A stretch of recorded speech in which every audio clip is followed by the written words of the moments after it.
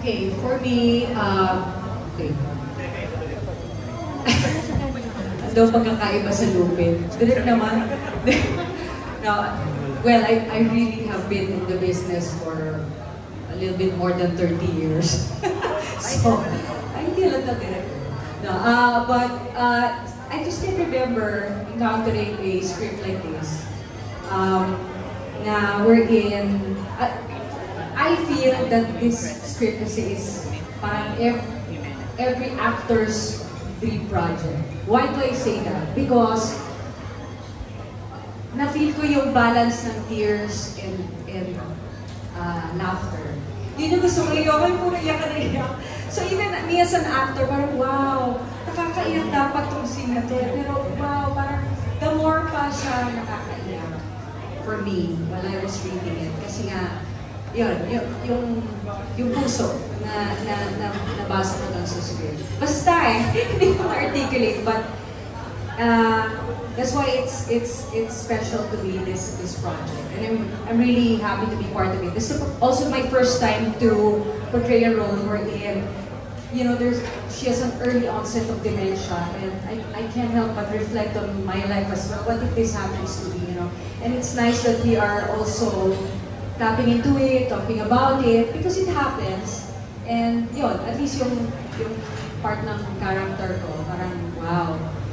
Yun, I'm happy that Viva gave me this role. Basta I think it's my first time to portray a role like this.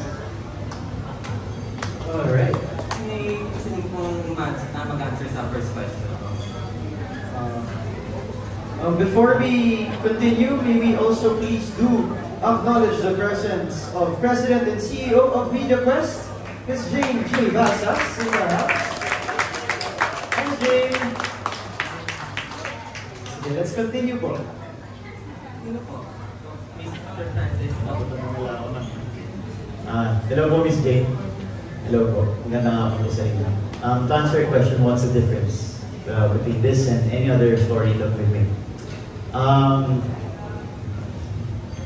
I would be lying if I would say na this is like that. Ito rin, parang ganun, diba? Everything is a remix. Everything is inspired by something, including the story. As Derek Casey said, he was inspired by time travel, stories about time travel, time. I feel like I have two unique distinctions about our difference. First is the cast. There has never been a cast like this. Not to say na parang kami the best, but we bring flavor to our stories with the personal context. Jerome and Krisha have their own personal experiences that they would bring to the table as Zion and and Erin, right? And there will never be no other Erin, no other Zion except for the both of them. So there's that. The cast, us as actors, as people, we bring our experience here uniquely with anyone, but at the same time, with enough relevance na maintindihan ng mga tao. So, ako as Poy, I would say as a friend. Sure, we can say na friend is a character you see everywhere, in all stories. Whether it's about time, love, pain, war, whatever. Lagi may friend. But Francis as a friend is something that only I can do. Right here, right now. So, that's one. Second is,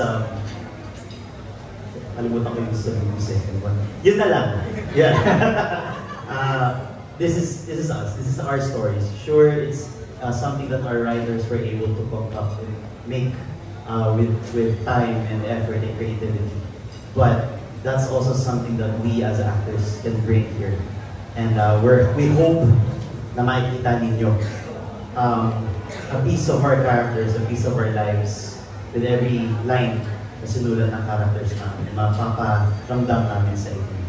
Yan po. Jack po, may answer ko po ba sa first question ko po? Jack po, nasabi natin yung trans. Ang ganda po na sinabi ni Transition po. Ano naman? Yung dalawa, inaalala niyo kahit ang tanong ko ba sa kayo? Yung pangalawa, aalalaan, ano ba yung sabi ko? Hindi ba, kaya. Ayun, ano, pwedeng ano. Siguro ako sa first, Parang first time ko rin yata makita yung love story na may dalawang timeline sa mga tatlo. Tingnan mo, mali pa ako. Tatlo. So, parang iba't ibang timeline, iba't ibang perspective yan. So, yeah, parang yun yung difference niya siguro. And sobrang ganda ng mga twist. Tapos, syempre, iba't ibang timeline pa. Iba't iba pa yung nangyayari. So, yeah, I guess yun yung nagbibigay ng magandang taste din. And syempre, pinaghandaan din to ni Direk Easy ng napakatagal na rin na panahon. So, yeah. Okay po. Kayo po, may answer ka rin po? Ako? O sige. Pili ko ang kinaibahan ito. Ang dami ko na rin mong nakatrabaho, na puntang mga projects, na love story, ganyan, nakagawa na rin ako. Pero ito ang unang beses natin na mapapanood si Krisha and Jerome sa national TV. Kung anong may ahain nila, diba? At ako, inspired akong magtrabaho kapag nakikita ko silang dalawa. Really promise kasi ang natural, kaya ang sarap din mag-react sa ginagawa ninyo. So, ayun, exciting kung anong mapapanood sa kanila. Akala ko lagi kang na-excite sa TV kasi si Francis laging nagpapakape. Oo, at saka lagi ko nilid na si Francis. Pero well, nasasanay na ho kami. Jerome, kung may answer na rin po kayo sa first question. Well, ang una pa lang sabi ko talaga kay Trisha, honestly, nakakakilig naman lahat. Pero pinagkaiba lang, kami yung magpapakilig, hindi na sila. Saka sa panahon ngayon, na walang nagpapakilig sa television, kami ang magpapakilig sa kanila. Yeah! Second question po rin po, question for all na rin po ito. What was your most memorable scene together while filming? Without spoiling, of course. Without spoiling. No spoilers tayo, syempre. Ano lang,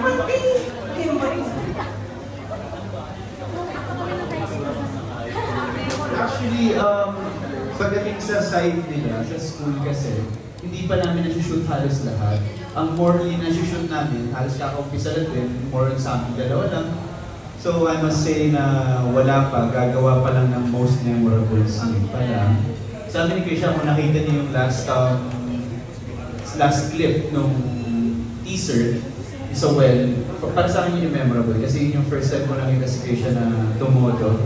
Nakakaubos na ako siya, dire-diretso pa din. Pwede sumagot? Oo naman, director din. I think for me, nag-day 8 na kami. So, since it's a weekly series, you'll expect na every episode, laging busog na busog. Kasi syempre, bubuhos mo lahat dun, di ba? Kasi people are gonna wait for you for another week. Syempre, kailangan bonggahan mo. Pero, the biggest scene or the most memorable scene for me, one of the big scenes is I shot for 4 hours yata. Yung inciting incident yung sa well. Nung naghiwalay silang dalawa sa well. So, I was blown away by both the actress and the actor.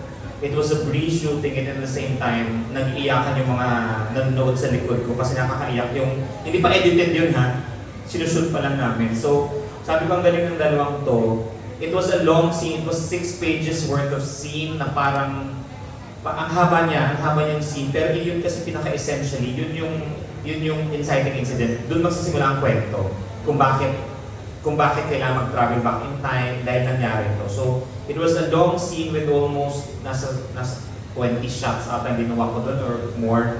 Pero they were sustaining their emotions. It's difficult for you to cry, tapos cut. Pero it's more difficult for you to cry 20 times. Nang iba-iba yung iikot yung camera sa ulo mo para to cover everything. May top shot pa si Krisha, may galing sa ilalim, may galing dito, lahat iniyak niya. Pili ko tuyong-tuyo na siya nung gabi niyo. Pero grabe, ang galing ng emotions niya. So sabi ko, nakaka-inspire kung ginagalingan nila. So ginagalingan ko rin. So, yun. May answer ka rin po bang? The memorable? Ano po? Ako yung meron kaming scene ni Jerome na full-blown na yung amnesia ko. Nagtititigang kami dalawa. Pero sinasabi ko sa sarili ko, anak mo siya, hindi mo siya boyfriend. Ang pogi eh. Joke lang. Pinapatawa ko lang kayo, ano ba? Hindi, pareho ko silang ng mga naging anak eh. siya sa Save Sky Archers, sa Jerome.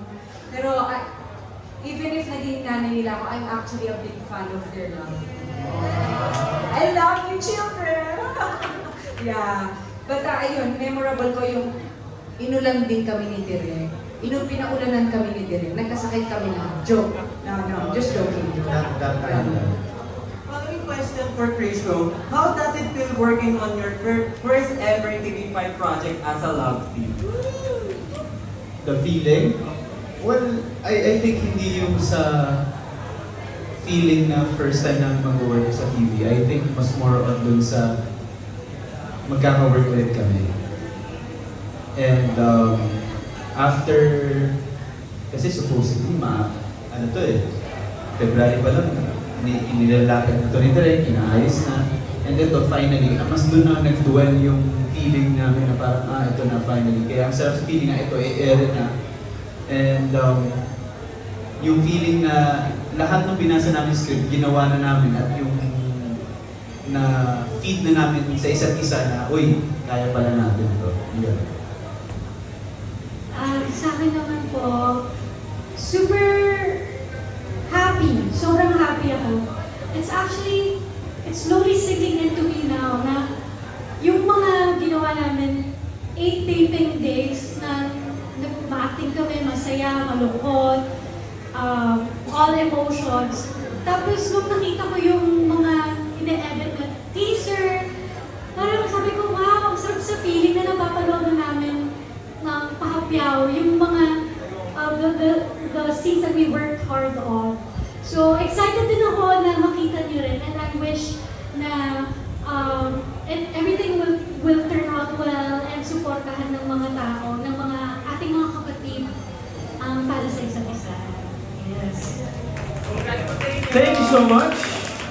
Maraming